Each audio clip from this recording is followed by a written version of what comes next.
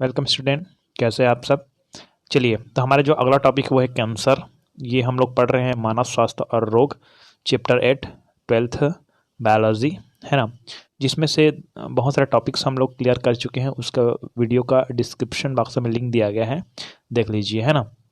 तो आज का जो टॉपिक है वो है कैंसर। आगे बढ़ते जाएंगे, बहुत सारे रोग के बारे में और देखते हैं कि कैंसर एक प्रकार की असंगठित ऊतक वृद्धि की बीमारी है ना। जैसे कि मनुष्य कोई भी कोशिका है, वो कोशिका में असंगठित, ठीक है। मतलब जो कोशिका है, जो ऊतक है, वो ऊतक है जो नॉर्मल ऊतक है उसमें, और जो असंगठित ऊतक है उसमें उसमें बहुत सारा फर्क है। मतलब कहा जाए नॉर्मल ऊतक है वो तो क्लियर है ना। बट जब कभी कभी हमारे शरीर में कोई उभार देता है तो ऐसा लगता है कि वहाँ का जो ऊतक है, वहाँ की जो कोशिकाएं होती है वो क्या होती है, असंगठित हो गई है। ओके, यही है। कैंसर एक प्रकार की असंगठित ऊतक वृद्धि की बीमारी है जो कोशिकाओं के अनियंत्रित विभाजन तथा विकास के कारण होती है। मतलब जो कोशिकाएं हैं वो अनियंत्रित रूप से क्या करने लगती है, विभाजन होती है। इसके लिए वहाँ उसका आकार क्या होता है, जैसे बढ़ते जाता है। एक्चुअली जो ट्यूमर हम लोग बोलते हैं, ट्यूमर कैंसर वाला ट्यूमर भी होता है जिसका आकार हमेशा निरंतर क्या होते जाता है, बढ़ते जाता है। ओके, तो कैंसर एक प्रकार की असंगठित ऊतक वृद्धि की बीमारी है जो कोशिकाओं के अनियंत्रित विभाजन तथा विकास के कारण होती है ना। अब कैंसर तो क्लियर हो गया। इसके बाद आता है ट्यूमर। एक्चुअली में हम लोग ट्यूमर और कैंसर को एक ही मान लेते हैं, लेकिन जो ट्यूमर है और कैंसर है उसमें फ़र्क है। ट्यूमर नॉर्मल ट्यूमर है, जो गांठ होती है शरीर में उसको ट्यूमर बोलते हैं। लेकिन कुछ ऐसे ट्यूमर होते हैं जो कि कैंसर युक्त होते हैं, इसलिए हम लोग कैंसर के जस्ट बाद ट्यूमर पढ़ रहे हैं, अर्बुद, ठीक है। ये ट्यूमर कहते हैं। ट्यूमर दो प्रकार के होते हैं, एक सुदम ट्यूमर, अर्थात कैंसर वाले जो ट्यूमर होते हैं दो प्रकार के होते हैं। सुदम ट्यूमर, ये हानिकारक नहीं होते हैं एवं स्थानीय होते हैं, अर्थात शरीर के दूसरे भाग या आसपास की कोशिकाओं में नहीं फैलते हैं। मतलब शरीर के एक स्थान पर रहते हैं तो वो किसी अन्य स्थान पर फैलते नहीं। इस कारण इसे नॉन मेटास्टेसिस कहते हैं, नॉन मेटास्टेसिस कहते हैं। स्थान विशेष में अर्बुद बनती है जो आकार में धीरे धीरे बढ़ती जाती है। मतलब आकार बस बढ़ता है इसका, है ना, एक दूसरे स्थान पर नहीं पहुंचती है ना। चलिए देखिए, आता है आपका है दुर्दम ट्यूमर, मेलिग्नेंट ट्यूमर। इसमें विभाजनशील कोशिकाएं शरीर के किसी विशेष स्थान में सीमित न रहकर शरीर के अन्य भाग में पहुंच जाती हैं, है ना, तथा वहां अर्बुद उत्पन्न करती है। इसे मेटास्टेसिस कहते हैं। क्वेश्चन आता है कि मेटास्टेसिस क्या है ना। तो यही क्वेश्चन है ना। तो कैंसर की गांठ या ट्यूमर को मैलिग्नेंट ट्यूमर भी कहते हैं। जो कैंसर की जो गांठ है वो, है ना, नॉर्मल ट्यूमर को ट्यूमर ही कह देंगे, लेकिन कैंसर की गांठ या ट्यूमर को हम लोग कहते हैं मैलिग्नेंट ट्यूमर कहते हैं। ओके, अब कैंसर के हम लोग पहचान, है ना, तो क्या क्या पहचान है उसका, है ना, और क्या क्या कारण है उसको देखेंगे। लेकिन सबसे पहले हम लोग कारण देख लेते हैं, उसके बाद हम लोग कैंसर के लक्षण में जाएंगे। पहले कारण, कैंसर होने का वास्तविक कारण आज तक ज्ञात नहीं है, अर्थात आज तक अज्ञात है। ऐसा माना जाता है कि कुछ चीज़ें कैंसर पैदा करती है, इसे कार्सिनोजेनिक अभिकर्ता कहते हैं। कैंसर व्यक्ति के डीएनए संगठन में आणविक स्तर पर परिवर्तन के फलस्वरूप हो सकता है ना, आज तक कोई क्लियर नहीं कह सकते, है ना।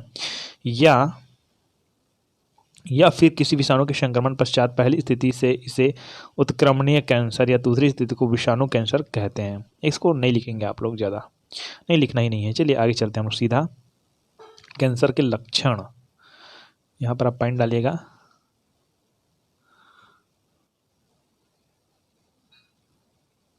कैंसर के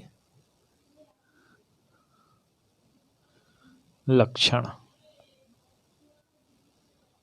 है ना। पहला लक्षण यह है कि बिना दर्द के असाधारण गांठ या शरीर में किसी भाग में कोशिकाओं की अत्यधिक वृद्धि। ऐसी स्थिति प्रायः जीभ, गाल, छाती, होंठ आदि में हो सकती है। मतलब अधिकतर ये है। चलिए, थोड़ा सा ब्रेक आ गया था, है ना। तो हम लोग कहाँ आए थे, कैंसर के लक्षण। पहला क्लियर हो गया। दूसरा देखते हैं, किसी घाव का न भरना। यदि कोई घाव है जो बार बार बहुत ज़्यादा मात्रा में और बढ़ रही लेकिन उसको भरने का नाम ही नहीं लेता, वहाँ कैंसर हो सकता है। तिल या मत्स्य द्वारा एकाएक एक असामान्य लक्षण का प्रदर्शन। जो तिल है, अपने आपके जो शरीर में तिल है, मस्सा है, ये एकाएक अचानक उसमें वृद्धि, ये भी लक्षण हो सकते हैं। बार बार अपच होना तथा खाने की चीज़ों को निकलने में परेशानी होना। अनावश्यक रूप से शरीर के भार में कमी होना। असाधारण तथा बार बार रक्त स्त्राव, रक्त का बाहर आना, अल्सर आदि होने पर इलाज के बाद भी ठीक ना होना, शौच तथा मूत्र विसर्जन की आदतों में परिवर्तन, गले की खराबी तथा गले का घाव, ये बहुत सारे लक्षण हो सकते हैं कैंसर के, है ना। चलिए हम लोग चलते हैं कैंसर के प्रकार में। पहले पढ़ते हैं ट्यूमर के प्रकार है। कैंसर के प्रकार देखिए, कार्सिनोमास कैंसर, है ना। यह एपिथेलियम ऊतक का कैंसर, यह सर्वाधिक 50% होता है, मतलब सबसे ज़्यादा होने वाला ऊतक है एपिथेलियम ऊतक का कैंसर, है ना। दूसरा आता है आपका सर्कोमास, ये संयोजी ऊतक का कैंसर है, अपेक्षाकृत बहुत कम होती है ना। लिम्फोमास, तो लिम्फोमास में कुछ ऐसे हैं, है ना।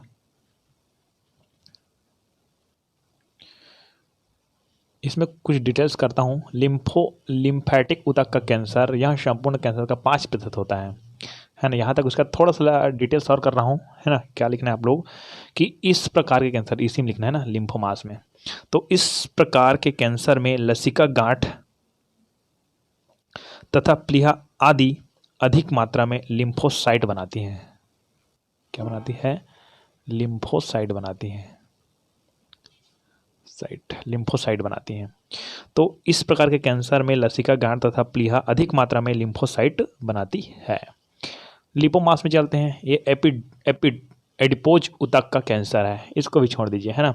ल्यूकेमिया, ये ल्यूकेमिया बहुत ही इफेक्टिव है। रक्त का कैंसर अर्थात रक्त में श्वेत रक्त कणी की अत्यधिक उपस्थिति, रक्त में श्वेत रक्त कणिकाएं होती है ना, उसके ऊपर अत्यधिक उपस्थिति। कैंसर असंक्रामक रोग है तथा यह अनुवांशिक रोग नहीं होता है। ओके, अनुवांशिक मतलब पीढ़ी दर पीढ़ी नहीं चलता है ये। चलिए, तो वो हम लोग कैंसर के जो कारण हैं वो हम लोग पढ़ चुके हैं, उसके बाद कैंसर के लक्षण भी पढ़ चुके हैं, है ना। अब कैंसर के जो कारण हैं उसी के आधार पर, ठीक है, कुछ और बातें करते हैं।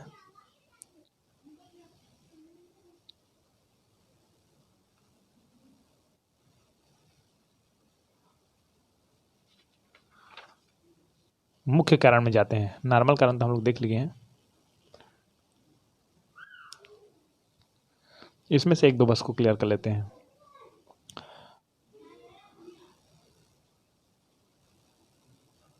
कैंसर के कारण, तो आंतरिक या बाह्य त्वची स्तर में किसी उत्तेजक पदार्थ, ताप, विकिरण, धुआं आदि के भौतिक रगड़ से कैंसर होता है। हो सकता है ना, होता है नहीं, ठीक है, हो सकता है। कुछ रसायन जैसे निकोटीन, कोयला एवं पेट्रोलियम दहन के उत्पाद, लेड एवं कीटनाशक के रसायन के कारण कैंसर होता है, ठीक है। और देखते हैं तीसरा, एक्स किरणें, पैराबैंगनी किरणें, कास्मिक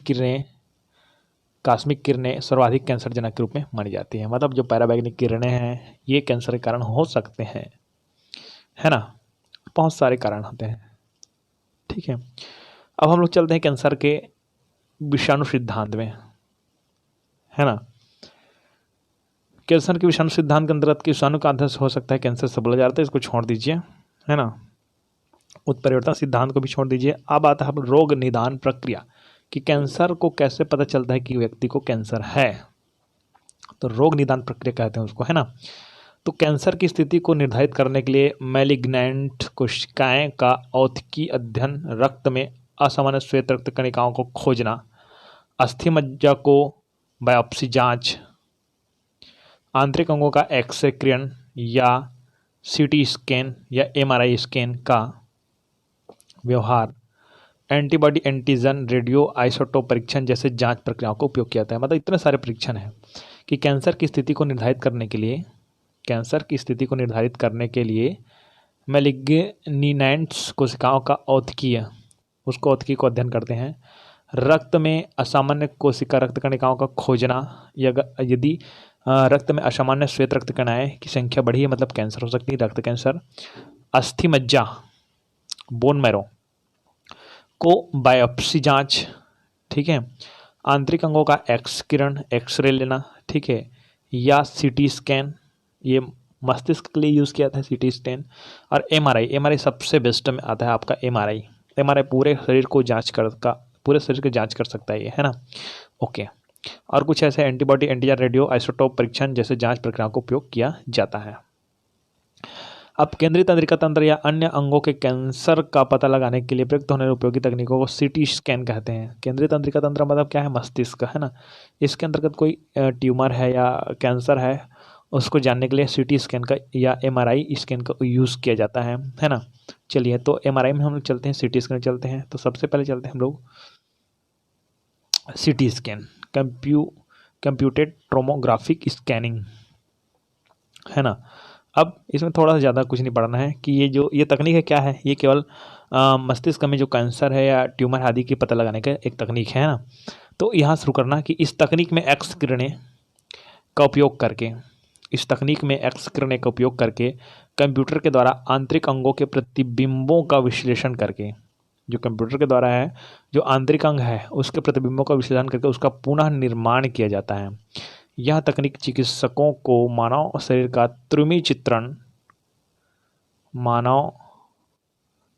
त्रिमी चित्रण प्रत्येक तल पर उपलब्ध कराता है। मतलब क्या होता है कि सीटी स्कैन पूरे मनुष्य के जो शरीर है उसका त्रिमी चित्रण, तीनों तरफ का जो चित्र है ना, वो प्रत्येक तल पर उपलब्ध कराता है, जिससे चिकित्सक किसी भी असामान्यता की शीघ्र तथा सटीक पहचान करने में सक्षम है।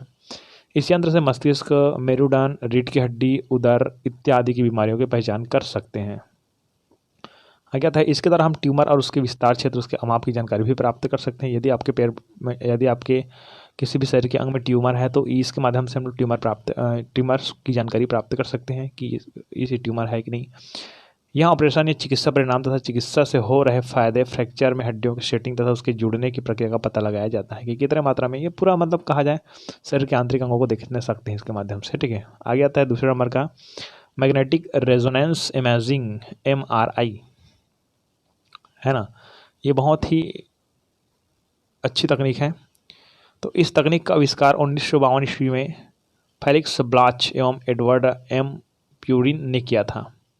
आधुनिक परिवेश में MRI रोगों के पहचान निदान के लिए सर्वोत्तम तकनीक मानी जाती है। इसमें मनुष्य के शरीर के चुंबकीय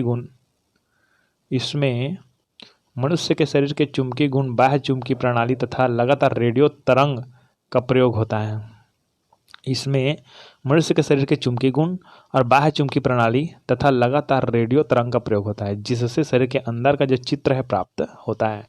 MRI तकनीक द्वारा शरीर के किसी भी अंग या उससे हिस्से का चित्र इच्छानुसार सतह पर लाया जा सकता है, जिसके द्वारा बारीक से बारीक आंतरिक विवरण का पता लगाया जाता है। MRI जांच के क्रम में मरीज को लगभग 2 मीटर चौड़ाई वाले एक पलंग पर लिटा दिया जाता है, जो एक भीमकाय बेलनाकार विद्युत चुंबकीय कुंडली द्वारा घिरा रहता है। यह चुंबक पृथ्वी से प्रायः 70,000 गुना अधिक मजबूत चुंबकीय क्षेत्र उत्पन्न करता है। आगे मैं इसका चित्र भी दिखाऊंगा, देखना। ये MRI का है ना। ये एक पलंग है और ये पूरा दिख रहा है, ये पलंग टाइप से दिख रहा है, नीचे में जो सोने का है वो, और ये पूरा चुंबकीय क्षेत्र उत्पन्न करने वाले क्षेत्र है। ठीक है, तो यही को बताया जा रहा है कि MRI जांच के लिए मरीज को लगभग 2 मीटर चौड़ाई वाले एक पलंग पर लिटा दिया जाता है, जो एक भीमकाय बेलनाकार विद्युत चुंबकीय कुंडली द्वारा घिरा रहता है। यह चुंबक पृथ्वी से प्रायः 70,000 गुना अधिक मजबूती चुंबकीय क्षेत्र उत्पन्न करता है। यह चुंबकीय क्षेत्र हाइड्रोजन के केंद्रों के चुंबकीय आघूर्णों को इस प्रकार व्यवस्थित करता है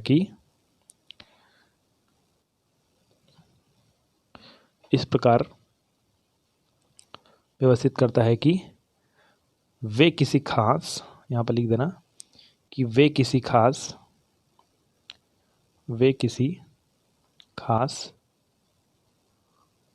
आवृत्ति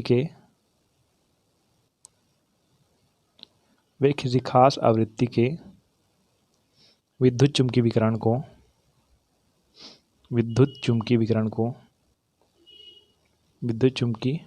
को अवशोषित कर सके।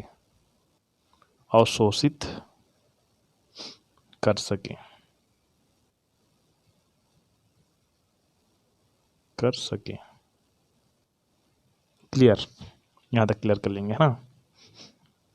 ऐसे ज़्यादा इम्पोर्टेंट क्वेश्चन तो है ही, बट थोड़ा सा इम्पोर्टेंट नहीं है, ये कर सकते हैं हम लोग। चलिए आगे था कैंसर के उपचार। तो कैंसर का टीका अभी तक विकसित नहीं हो पाया है। है ना। कैंसर को उपचार के लिए निम्नलिखित प्रक्रिया अपनाई जाती है। तो सबसे पहला प्रक्रिया आता है आपका शल्य चिकित्सा, ये इंपॉर्टेंट है ना। यह कैंसर के इलाज की सबसे सामान्य प्रक्रिया है। इसके अंतर्गत शरीर की क्रिया के द्वारा कैंसर से ग्रसित ऊतक या ऊतक पिंड को शरीर से अलग कर दिया जाता है। अब जो कैंसर वाला जो हिस्सा है उसको, उस ऊतक को, उस कोशिका को शरीर से बाहर कर देते हैं। ये सामान्य प्रक्रिया है। दूसरा था रेडियोथेरेपी। इस प्रक्रिया में कैंसर की प्रकृति के अनुसार शरीर के निश्चित क्षेत्र को आयोनाइजिंग रेडिएशन द्वारा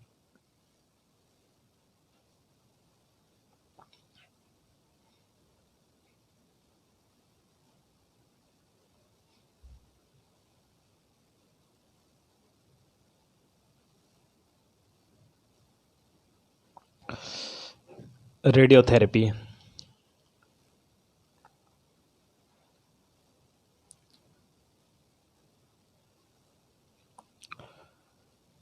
इस प्रक्रिया में कैंसर की प्रकृति के अनुसार शरीर के निश्चित क्षेत्र को आयोनाइजिंग रेडिएशन, जो रेडिएशन होता है ना, ठीक है, रेडिएशन मोबाइल में भी से निकलती है, ओके। तो इस प्रक्रिया में कैंसर की प्रकृति के अनुसार शरीर के निश्चित क्षेत्र को आयोनाइजिंग रेडिएशन द्वारा सावधानीपूर्वक नियंत्रित रूप से उपचारित किया जाता है। इस प्रकृति में मस्सा या गांठ के खास हिस्सों का चुनाव कर, जो कैंसर ट्यूमर है या गांठ है उसके खास हिस्सों को चुनाव कर प्रत्येक दिन एक निश्चित समय पर रेडिएशन दिया जाता है ना। रेडिएशन का प्रभाव ऊर्जा का एक इकाई पिंड के द्वारा अवशोषण पर आधारित होता है। ऊर्जा की अवशोषण इकाई मात्रा ग्रे होती है, जो 1 जूल प्रति किलोग्राम के बराबर होती है।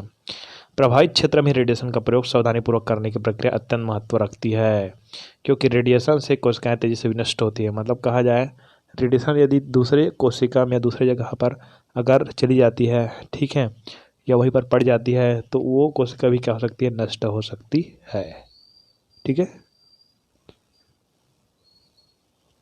अगला आता है कीमोथेरेपी।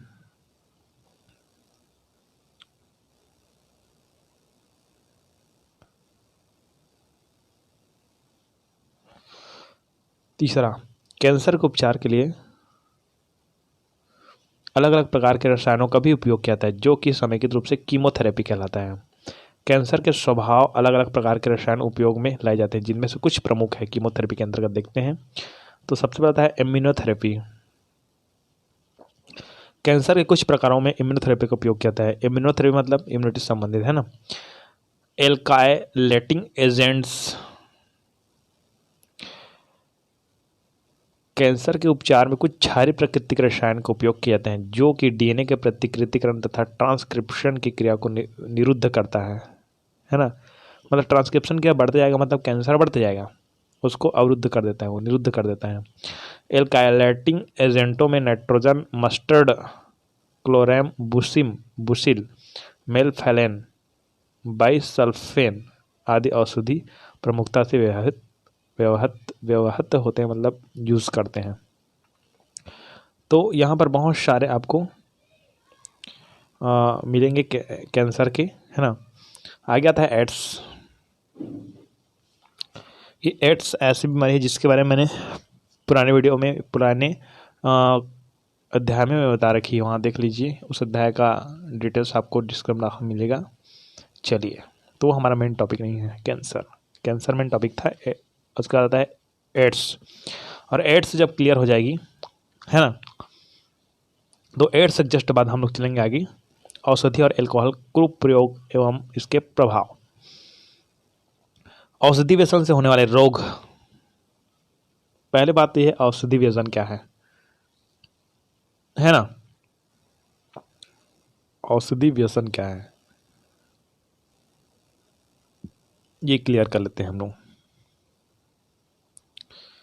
कुछ औषधि को लोग अपने दिनचर्या में शामिल कर लेते हैं, जैसे कि हम लोग क्या करते हैं, सिर दर्द होता है, सिर दर्द का गोली खा लेते हैं, और कुछ का गोली खा लेते हैं, मतलब हमारे दिनचर्या में शामिल ही हो जाता है वो, है ना। तो कुछ औषधि को लोग अपने दिनचर्या में शामिल कर लेते हैं तथा उस पर निर्भर हो जाते हैं। यही स्थिति औषधि व्यसन कहलाती है। मतलब उस दवाई के अलावा और उसको किसी अन्य दवाई से उसको बिल्कुल भी राहत नहीं मिलती, या तो उसको दवाई को खाए बिना उसको राहत नहीं मिलती है, वो है आपका औषधि व्यसन, है ना। जैसे कि एग्जाम्पल देता हूँ मैं, चाय। चाय ऐसा लगता है कि हमको नॉर्मल चीज़ है, लेकिन चाय ऐसा एक औषधि है जिसको हम लोग बार बार यूज़ करते हैं तो हमको और उसकी क्या होती है, व्यसन हो जाती है, व्यसन बोलते हैं उसको, ठीक है। ओके, तो कुछ आगे चलते हैं हम लोग। औषधि व्यसन क्या है तो क्लियर हो गया। तो औषधि व्यसन के अंतर्गत हम लोग कुछ ऐसे औषधि के बारे में पढ़ते हैं। देखिए, जैसे कि इसका नाम है ओपिएट नार्कोटिक्स। ओपिएट नार्कोटिक्स अफीम के एल्कोलाइड्स से बनने वाली दवाइयाँ औषधि व्यसन की स्थिति पैदा करती हैं। अफीम के एल्कोलाइड से बने, अफीम से संबंधित जितने भी औषधि है, दवाई है, अफीम आप लोग जानते हैं अफीम, है ना। एल्कोलाइड्स से, अफीम के एल्कोलाइड्स से बनने वाले दवाई औषधि व्यसन की स्थिति पैदा करती हैं। ये मस्तिष्क की क्रियाविधि को संदमित करती है, मतलब सीधा मस्तिष्क को घुमा देती है तथा दर्द से राहत देती है। अब बात यह है कि यदि इस औषधि का यूज़ करते हैं तो थोड़ा बहुत मात्रा में हमको ना नशा हो जाती है। नशा हो जाती है मतलब वो जितना शरीर में जितना भी दर्द है वो थोड़ी थोड़ी मात्रा में क्या होती है, रुक सी जाती है। ओके, लेकिन धीरे धीरे ये व्यसन भी हो सकती है ना। ओके, तो ओपिएट नार्कोटिक्स अफीम के अल्कोहल के बनने वाली दवाइयाँ औषधि व्यसन स्थिति करती है। ये मस्तिष्क क्रिया को संदमित करती है तथा दर्द से राहत देती है ना। उदाहरण है पैलिडीन, मार्फिन, कोडीन, मिथाडान। मतलब ये सब क्या है, ओपिएट नार्कोटिक्स है। ये क्या है, सब औषधि है ना। औषधि व्यसन के कारण है, सॉरी औषधि व्यसन इसी से होता है। मतलब कुछ औषधि व्यसन के बारे में समझाइए, क्वेश्चन आता है तो ओपिएट नार्कोटिक्स को समझाना है ना। ये अफीम का पौधा। दूसरा है निद्राकारी या आरामकारी औषधि। ये कौन सा औषधि है, ये भी कौन सा औषधि आपका औषधि है जो कि व्यसन उत्पन्न करता है ना।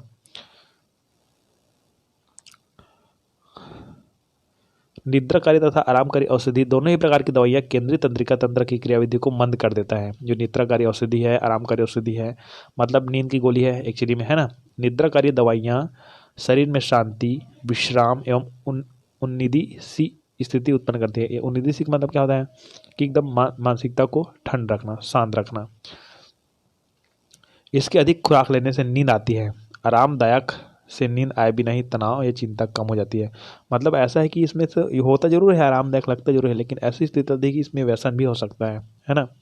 चलिए उत्तेजक औषधि में चलते हैं। उत्तेजक औषधि में क्या है, कैफीन, कोकीन, एम्फेटामिन नामक दवाइयाँ तंत्रिका तंत्र को उत्तेजित कर देती है। यह मनुष्य को अधिक सावधान बनाती है तथा सतर्कता एवं क्रियाशीलता को बढ़ाती है। देखिए ये कोकीन है, कैफीन है, ये एक्चुअली में उत्तेजित तो करती ही जरूर है, लेकिन कुछ समय के लिए करती है। लेकिन जब उसकी जो कहा जाए उसका कुछ इफेक्ट है वो कुछ समय तक ही रहता है ना, लाइफ टाइम के लिए नहीं रह सकता। मतलब ये कुछ टाइम के लिए व्यक्ति को सतर्क कर सकता है, कुछ टाइम के लिए क्रियाशीलता को बढ़ा सकते हैं, लेकिन हमेशा के लिए नहीं। ये भी क्या है, इसके अत्यधिक उपयोग व्यसनी बना देता है। मतलब इसका अत्यधिक मात्रा उपयोग करने पर भी ये क्या हो सकता है, व्यसनी बना सकता है। मतलब औषधि व्यसन हो सकती है इसका, ठीक है। ये सब औषधि व्यसन है, क्लियर करिएगा, है ना। आगे हम चलते हैं।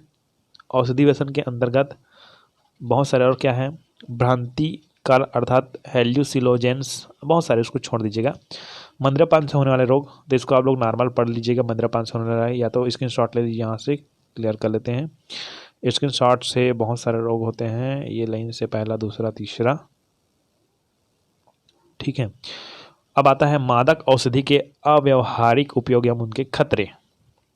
तो मादक औषधि के क्या क्या उपयोग है, निद्राकारी एवं आरामकारी दवाओं के खतरे। यदि हम लोग निद्राकारी दवाएं बार बार लेते हैं तो इसके क्या खतरे हो सकते हैं। देखिए कि यह मस्तिष्क की क्रियाशीलता को रोक देता है। देखिए क्या होता है कि इसमें व्यक्ति को शांति चाहिए रहता है ना। शांति, लड़की का नाम वाला शांति नहीं बोल रहा हूँ, है ना, मतलब कहा जाए शांत वाला शांति। ओके, तो इसमें मस्तिष्क की क्रियाशीलता को रोक देता है।